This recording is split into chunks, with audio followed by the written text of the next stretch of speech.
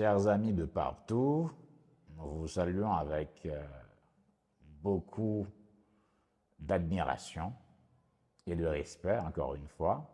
Et je sais que vous nous suivez de partout, de tous les continents. Et nous en avons la preuve tous les jours. Merci de votre soutien. Mais probablement, certains d'entre vous ignoraient qu'un président haïtien avait un jour fait la couverture du Time Magazine aux États-Unis.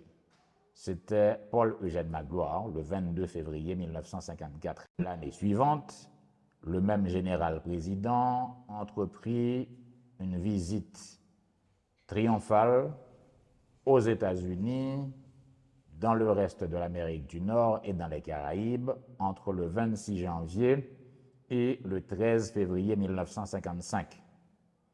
Magloire et sa femme furent accueillis chaleureusement par le président américain Dwight Eisenhower. Ils dormirent à la Maison-Blanche, dans la chambre portant le nom d'Abraham Lincoln, avant de séjourner à Blair House, la résidence des hôtes.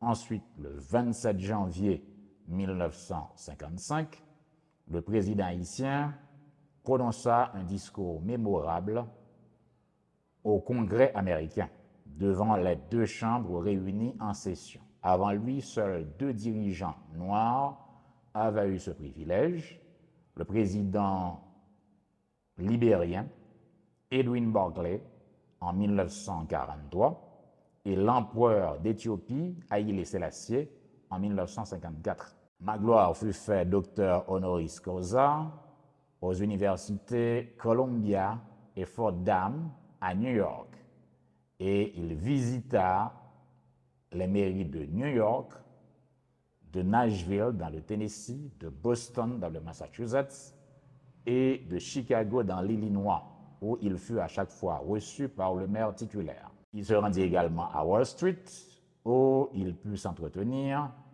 avec une centaine d'hommes d'affaires parmi les plus importants des États-Unis. Et la visite de Magloire aux États-Unis se termina en apothéose lorsque le cortège présidentiel emprunta Broadway, et sur toute l'avenue, des deux côtés, il y avait le drapeau haïtien qui flottait, et à toutes les fenêtres, sur les balcons, des gens se précipitaient et lançaient des confettis sur les véhicules.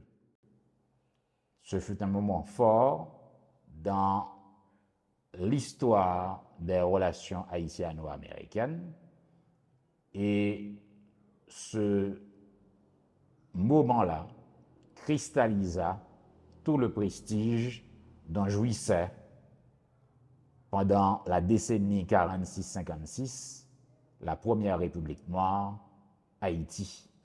Donc Haïti, réveille-toi. Ton leadership doit recommencer à parler au monde. Haïti, génération 1804.